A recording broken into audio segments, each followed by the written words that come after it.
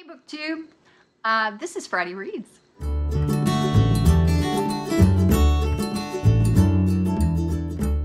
I'm Jen, and I usually talk about audiobooks on Friday, generally speaking, but lately I've had all kinds of technical difficulties and, stuff happened yesterday, so here I am on Saturday again, but I'm showing up, I'm trying to show up.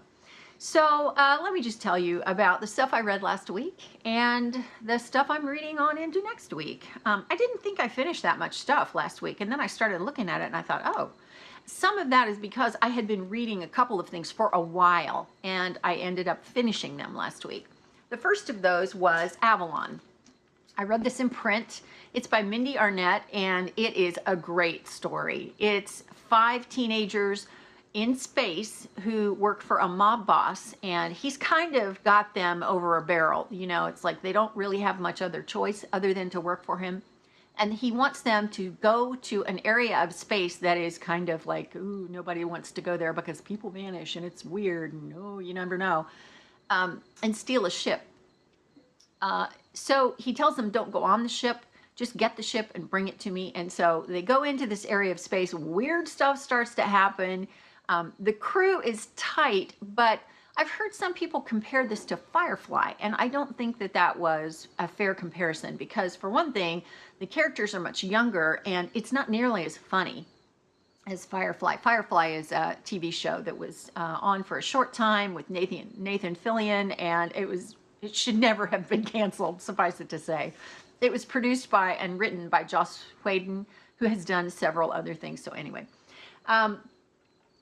All in all, I think this was a great story.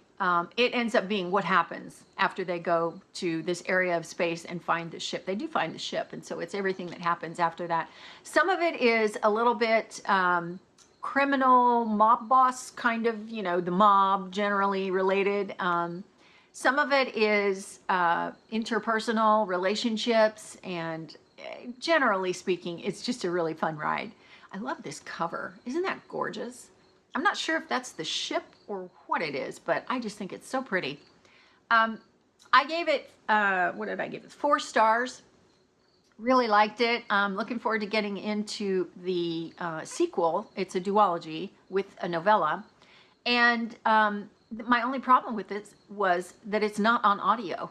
And it should be. And McLeod Andrews should narrate it because he would be fantastic. And this book would be fantastic. Or Dan Bittner. He would be another great narrator for this book. Why the publishers haven't chosen to do that, I don't know. But boy, if they did, this book would be so popular because it's so good. So yeah, highly underrated, highly recommended, and yeah, Avalon. I also finished, I had been reading Avalon for a while, and so then I finished Second Chance Summer by Morgan Matson. This seemed like it took me a long time to read, and it's not that it is a big book. It's only 460 some pages. It's 10 hours and 39 minutes, but I couldn't ever get a length of time, like a good chunk of time to listen to it. So I think that colored my opinion of it. It's narrated, it's by Morgan Matson, and it is narrated on audio by Brittany Presley. Now, the thing about Brittany Presley in this book was that she is an excellent narrator for YA contemporaries where the main character is a young girl. She's perfect for that. Perfect. Actually, she's perfect for any YA novel with a young girl who is the main character. I really like her voice for that. The trouble that I had with it was that she paused in places that didn't work for me. Like the cadence was a little bit off. But that's a minor thing. So overall, I would give the narration pretty high marks. I think it was really good. And if you listen to this, I think you'll enjoy it. The story is about a young girl whose dad is dying. And this girl does not do well with confrontation. In fact, she physically removes herself whenever possible from conflict. And she's a middle child whose older brother is a really smart guy and whose younger sister is a ballerina. And so she's kind of the unremarkable one. But she's the one that has a great relationship with her dad. And so they go to a lake house to kind of spend his last days and do a family vacation kind of thing, a family summer. So it's all about what happens, and it's a good story. It would have, like I say, had I had more time to, continuously listen, I think it would have packed a whole lot more emotional punch than it did for me. But it wasn't overly maudlin. It was, I think if you are a high school kid and read this, because that's the intended audience, I think that this book would blow you away.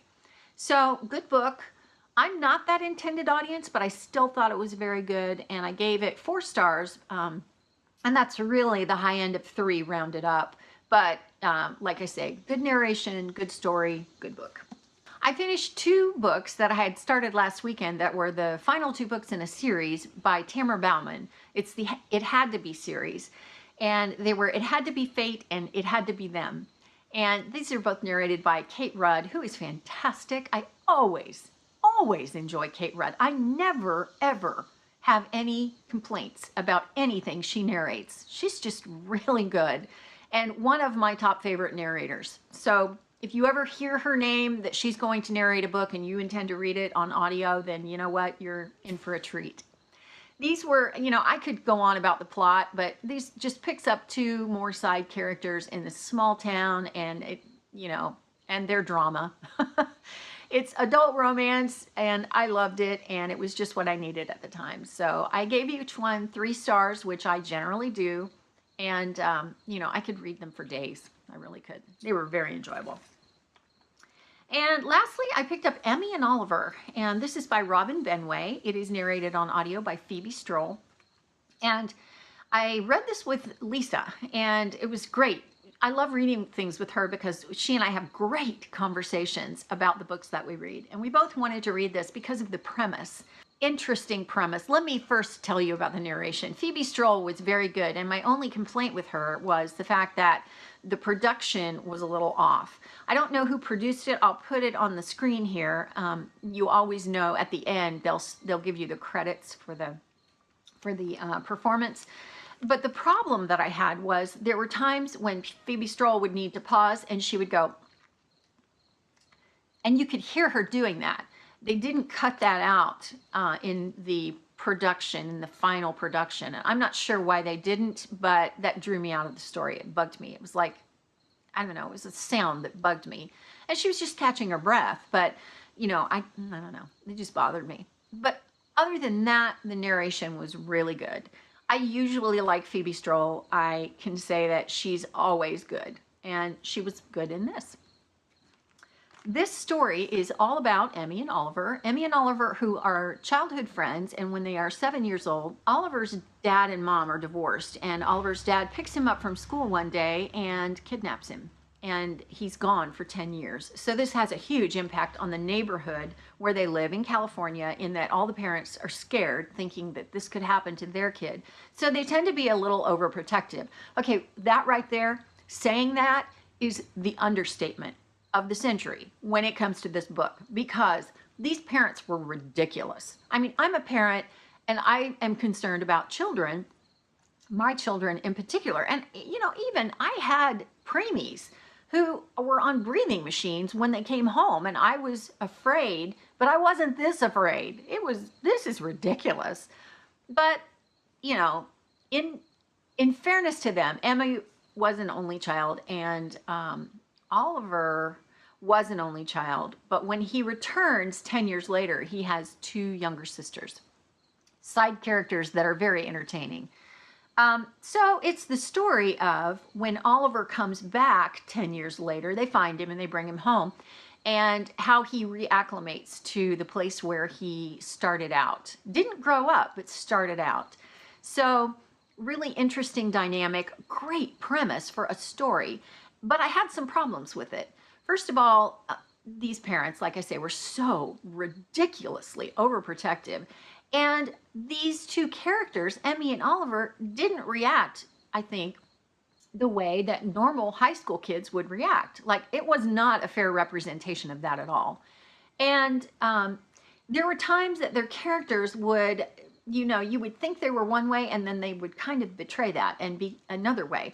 And Emmy spent a lot of the book wishing that she could escape her parents.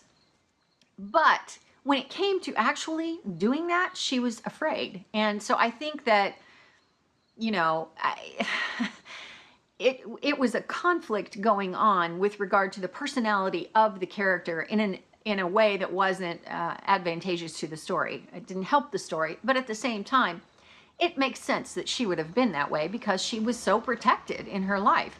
So that bothered me a little bit. And then at the end, there was a thing that happened that was just way overblown, way too sensationalized. And I thought it just was in there as a plot device for shock value. And I think that Robin Benway could have included that situation, but just handled it a lot better and a lot more appropriately. So those were my problems. I think a good book overall. I gave it 3 stars, and I think it's a good read. I think it's probably a more powerful read for a teenager because of the way that the parents and the teenagers in the book interact. I spent a lot of this book being completely frustrated with it, and I think that that probably colors my opinion. But I think for the right audience, it's probably would blow you away. Kind of like Second Chance Summer. It's aimed at a young adult audience, and I think those people would think it was amazing. So, kind of amazing, not overly amazing. So let me tell you about what I'm going to read, what I'm reading right now, and what I'm going to read on into next week. I picked up, because I had no idea what to read next. It was kind of one of those situations where nothing I've read really blew me away, so what am I going to pick up? I picked up The Curious Incident of the Dog in the Nighttime. This is by Mark Haddon, and it is narrated by Jeff Woodman. I am listening to it on my iPod, but I also own a copy of the book. And in fact, I was going to get rid of this book, and one of you told me I should probably read it. And I'm glad you did, because I really like it. It's about a young boy who is 15. His name is Christopher, and he has, well, I don't know, autism is such a spectrum. And he has a pretty severe case of Asperger's in that he is fairly high functioning. So high functioning autism, but he definitely has some markers where he cannot deal with a lot of information coming at him all in, you know, at the same time. So he likes to get up and walk at night sometimes, and he goes out one night and his neighbor's dog has been stabbed with a pitchfork, and he has no idea why or who did it, and he wants to know. So he goes about solving the crime, and everybody around him is telling him to knock it off and stop asking questions. And what I love about this book is the way that he looks at life and the way he explains his thought processes and how the way other people speak and what they mean are 2 different things. You know, people don't always mean what they say, and he's a very literal person.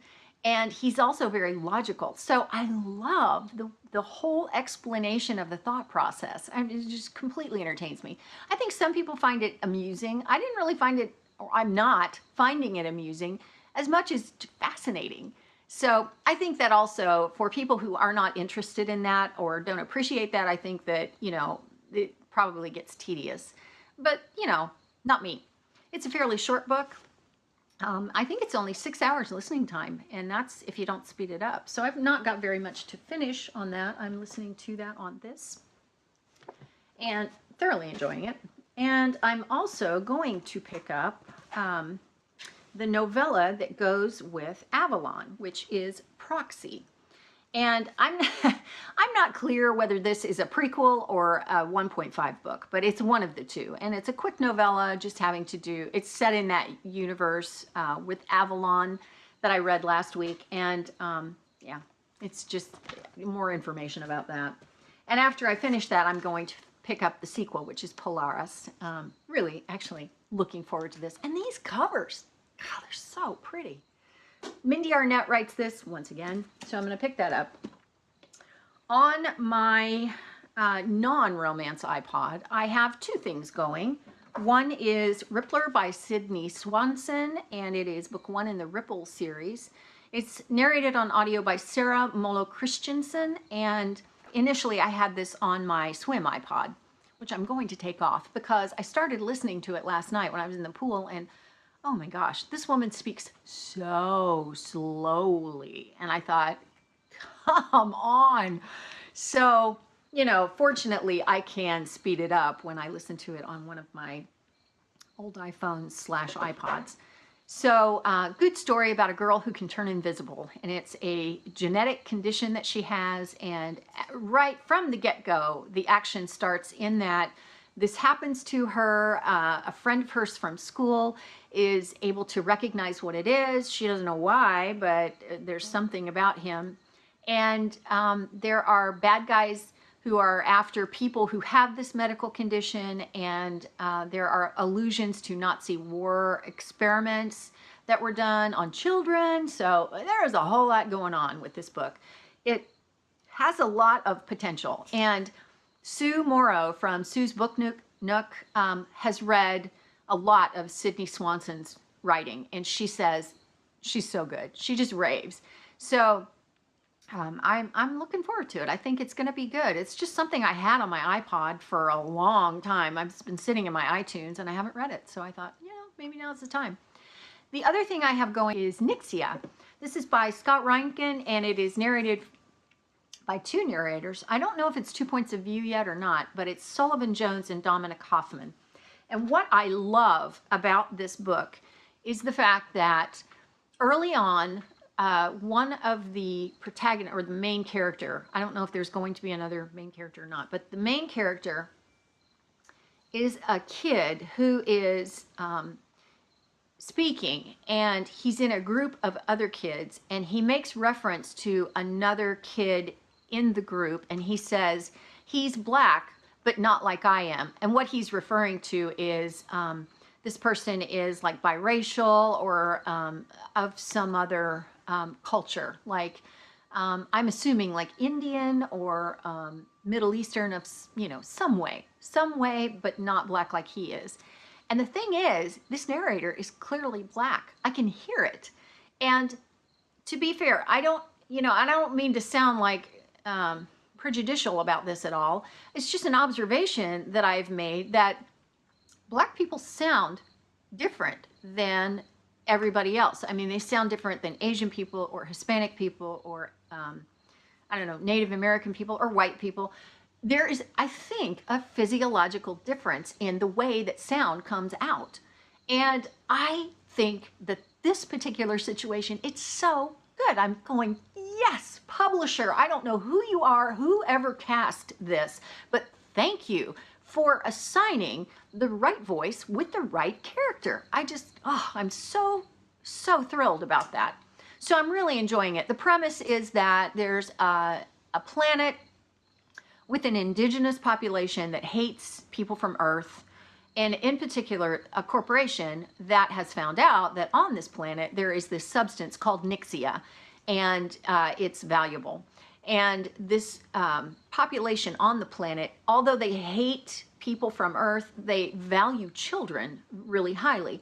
So while the corporation's first interaction with these people ended in disaster with massacre, overall they're thinking, well, if we can get kids in there to get this stuff out of the mines, then we'll be okay, because this population won't hurt children. They hold children in such a high regard. So this corporation has gathered 10 teenagers from various backgrounds, all of whom need something. These are not rich kids. These are not middle-class kids. These are kids in lower socioeconomic situations. And so they offer them a lot of money and a lot of opportunity to go get this stuff. And it takes about a year to get from Earth to this planet. So in the course of this year, there are 8 spots, 10 kids, 2 of them have to go and are not going to get all these benefits. So it's the story of how they vie for position. And then I'm sure the successive books, this just came out, and I got it from Penguin Audio. I'm sure that the succeeding book, the books after it, books 2 and 3, are going to deal with, what happens. And I think this first book is going to deal with getting to the planet. So the other thing I'm going to pick up this week is Unlocked. This is by Margot Kelly. It's not available on audio, and it's about a girl who sees stuff and isn't sure if she's losing her mind or not. It's YA, and it's kind of a mystery. It's got some paranormal aspects and it looks amazing. I picked it up at Ollie's, and when my friend Lisa saw that I had it and I talked about it, she goes, oh my gosh, I want to read that. So she got a hold of a copy on Kindle, and we're going to read that together.